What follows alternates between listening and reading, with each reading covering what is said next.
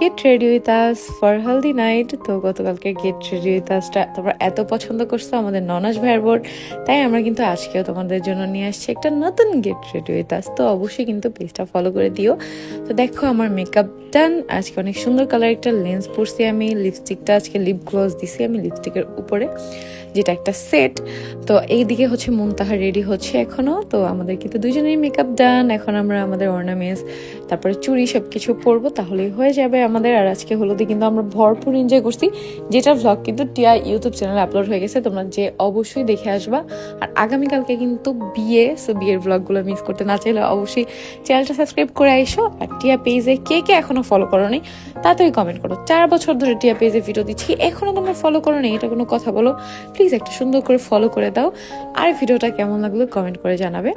আর দেখো এখানে আমরা কিন্তু ম্যাচিং ম্যাচিং শাড়ি পরছি, যেগুলো হচ্ছে বিয়ের প্রোগ্রাম থেকেই আমাদের দেওয়া হয়েছে, ফাইম ভাই আমাদের দিছে। আর হচ্ছে এই ব্লাউজগুলো কিন্তু কিছুদিন আগে মুন্থার রিসেপশনের জন্য, না মুন্থার অ্যানিভার্সারির জন্য, সরি মুন্থার অ্যানিভার্সারির জন্য আম্মু আমাকে আর মুন্থাকে কিনে দিছিল ব্লাউজগুলো। এই ব্লাউজগুলো এইগুলোর সাথে সুন্দর মানাইছে। আর ওর ব্লাউজের সাথে চুড়ি ম্যাচিং করে পরছি, আমি আমার ব্লাউজের সাথে চুড়ি ম্যাচিং করে পরছি। তো এখন হচ্ছে আমরা বের হয়ে যাবো। আর মুন্থার ভিসাটা কোথাও খুঁজে পাচ্ছি না, যার জন্য ও পড়তে পারে নাই। সো মুন্থার মানে হচ্ছে আমারই আরো একটা ছিল, একটা বা দুইটা, কোনোটাই আমি খুঁজে পাচ্ছিলাম না। তো এখন হচ্ছে অর্নামেন্টস পরের পালা। আর এই সুন্দর সুন্দর অর্নামেন্টস দেন আমার এই কোমরের বিছাটা সবকিছু কিন্তু তোমরা পেয়ে যাবা অর্নামিস্ট ফেসবুক পেজে, পেজটা ক্যাপশনে মেনশন করা থাকবে। তোমরা চাইলে অবশ্যই তাদের থেকে এরকম সুন্দর সুন্দর আরো গর্জিয়াস অর্নামেন্টসও তোমরা চাইলে নিতে পারবা, ছোট ছোট অর্নামেন্টসও চাইলে তোমরা নিতে পারবা। তো এখন দেখো আমি হচ্ছে এখানে প্যাঁচাই গেছিল এটা, তাই আমি এটা খুলে সুন্দরভাবে প্যাচটা খুললাম। যদিও জীবনের প্যাচ খোলা যায় না, বাট গয়নার প্যাচটা খুলতে পারছি। যাই হোক, তারপরে গয়না পরবো আমরা। দেখো আগে রেডি হচ্ছি, তারপরে আমাদের বাসার ছেলেরা রেডি হয়, এটা কোনো কথা বলো?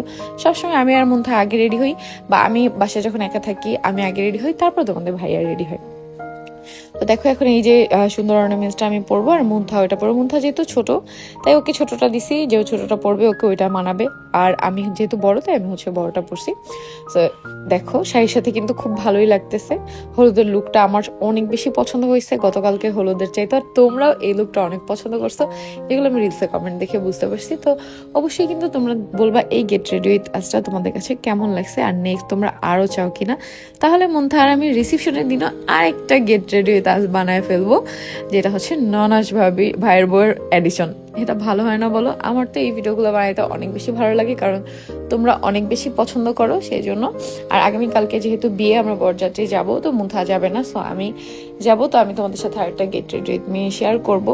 জানি না টাইম ম্যানেজ করতে পারবো কি না, কারণ আগামীকালকে হচ্ছে 12টার সময় টাইম, ঘুম থেকে উঠে সব কিছু গোছায় টোছায় তারপর রেডি হওয়া, আবার ভিডিও করা, বা যে কোনো কাজ করতে গেলে ধরো 10 মিনিট লাগে, ভিডিও করে ওটা করতে গেলে লাগে আধা ঘন্টা। এই হচ্ছে প্যারা, এছাড়া আর কোনো প্যারা নাই। সো দেখো কানের দুলটা আমি পরে ফেলছি, আর কানের দুলটার পোস্টটা ছিল না, ওইটা আর একটা বের করে তারপর পরছি, তাই একটু টাইম লাগছে। তো এই যে দেখো শাড়ি পরে একদম রেডি। আর হেয়ার নিয়ে প্রতিদিনই আমি চিন্তা করি যে কি করব। তোমরা অনেকেই বলো আপু তুমি নতুন নতুন হেয়ারস্টাইল কেন ট্রাই করো না? কারণ আমার হেয়ারের 12টা বেজে যাবে, তাই আমি এতদিন ধরে ব্রাইডাল শ্যুটও করতাম না এই ভয়ে। ইভেন এখনও আমার অনেক টেনশন হয় যে ব্রাইডাল শ্যুট করতে করতে আমার চুল নষ্ট না হয়ে যায়।